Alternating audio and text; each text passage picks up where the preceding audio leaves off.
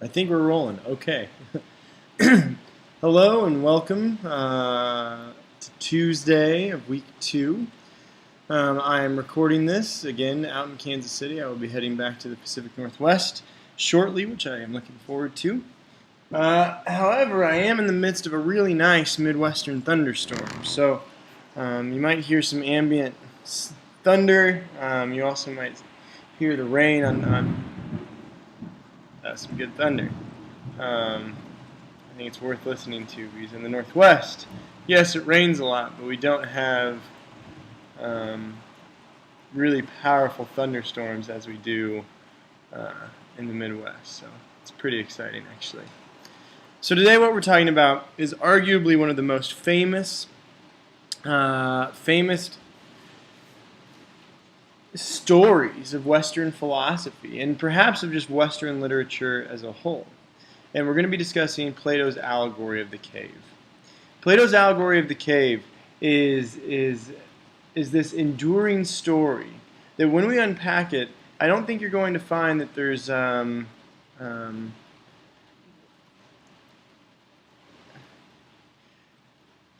don't think you're going to be very surprised. Sorry that I couldn't say that more eloquently.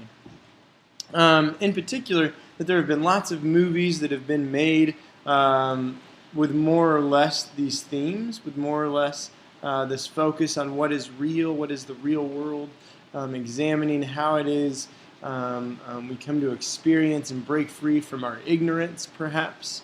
And so, with that, some of the themes that will emerge and some of the ideas that will emerge, I don't think will be very surprising.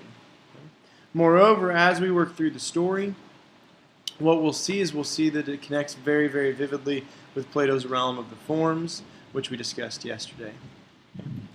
Also, before we get going, just for the sake of good measure, that's Frank. Frank, hey buddy. It's a good dog. It's a good dog. All right. So Plato's Allegory of the Cave. And if you want to pull it up on your other side screen or whatnot, I printed it off, and I'll kind of highlight some of the major points that I think are particularly interesting. Now, Plato says, "Behold, human beings living in an underground den, which has a mouth open towards the light reaching along the wall of the den, and they've been here since childhood." And so we can think about it very quickly about what a cave is like, right? A cave, you have the opening of the cave, and then you go down into the cave. And Plato's telling the story about prisoners that have been here since childhood, that they've been here their whole lives. Okay? They've had their neck and legs chained so they cannot move, and can only see ahead of them, being prevented by their chains from turning around for examining, etc. Above and behind them, there's a fire blazing at a distance, and between the fire and the prisoners, there's a raised way. And you will see, if you look, a low wall is built along that way, like a screen of marionette players in front of them, over which they show puppets. Okay? So again, this language is weird. It's translated from ancient Greece, so it's a bit strange. Nevertheless, what we can imagine is this really interesting scene. Okay, so we have these prisoners in the cave. They've been there since childhood. They have their neck and their arms, their legs, all in fetters, so they can only face forward. They can only face one direction. And behind them, they have a fire burning. Okay? But in between the fire and where they're seated, there's a wall. Okay? There's a raised walkway. And in particular, there are some, let's just call them guards, that walk back and forth on the walkway. So the fire, the light from the fire, hits the guards, and those shadows then are produced on the cave wall in front of them. Again, the cave wall being that which is the prisoners have only known.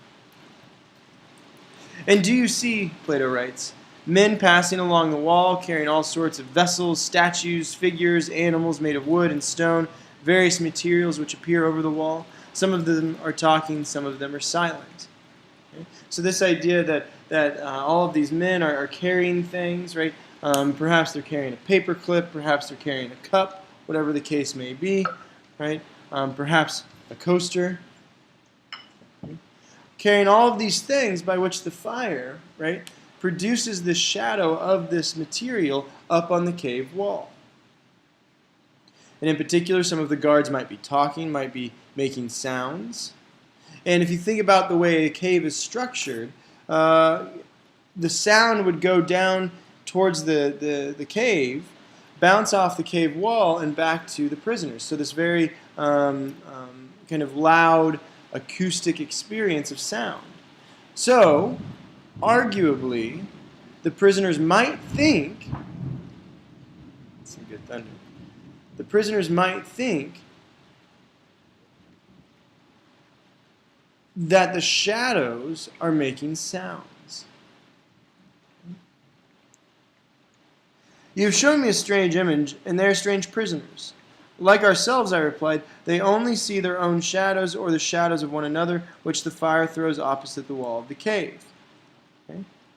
How could they see anything but the shadows if they were never allowed to move their heads? Right? And of the objects which were being carried in the like manner, would they only see shadows? Right? And if they were able to converse to one another, would they not suppose that they were naming what was actually before them? Okay? So in this exercise, if you think about investigation, you think about how one knows about one's world, right? Well, we think about it and we investigate, we discuss, we talk. So arguably, the prisoners in the same situation might talk, right? They might say, well, what do you think that is, in whatever language they've created or whatever language they've been exposed to, and they're going to start naming these shadows, right? When one passes by, they'll say, oh, well, that's that, that's that, that's that. Okay? Plato says very true. And suppose further, and this goes back to the comment I made about the acoustics, and suppose further that the prison had an echo which came from the other side. Would they not be sure to fancy when one of the passersby spoke the voice and heard come from a passing shadow? No question. To them, I said, the truth would literally be nothing but the shadows of those images. Translated in other editions that I sometimes refer to, this line is said something along the lines of, to them, I said, the truth would literally be nothing but the shadows on the cave walls. What it is that is real, what it is that they accept is real, is that which is in front of them. Because they have absolutely no reason to think otherwise. I mean, if they've been there since birth, they can't move around, they can't investigate, so how could it not be the case that what they saw was real? All right. Now what Plato says here is wonderful. I really like the allegory of the cave. I think it's such an enduring and lovely, lovely story. And I think it's really powerful. So, again, the truth would literally be nothing but the shadows of the images on the cave walls. Now Plato writes, says, and now look again, and see what will naturally follow if the prisoners are released and disabused of their error. Again, kind of weird language here, but just Plato's he's saying, well, imagine for a second, what if a prisoner was released, a prisoner was set free? What would happen? Okay, just one prisoner, not all three of them, one prisoner. At first, when any of them is liberated, freed, and compelled suddenly to stand up and turn his neck around and walk and look towards the life, he will suffer sharp pains. Okay? And why is this? Why, and I think that this is a really fascinating move by Plato, that he really recognizes that ultimately, when we're like in a, let's say we're on a really long car ride, or we're in an airplane or something, and ultimately the first time like we get out of the car, we get up from sitting in the plane for 3 hours, we're stiff. Right? We're stiff and we kind of maybe have to stretch out a little bit. We have to kind of stretch our legs. That's a phrase we use, stretch the legs, right? And so that's got to be kind of painful. Moreover, when we look towards the light, and Plato will say more about this in a second, right? It might hurt his eyes.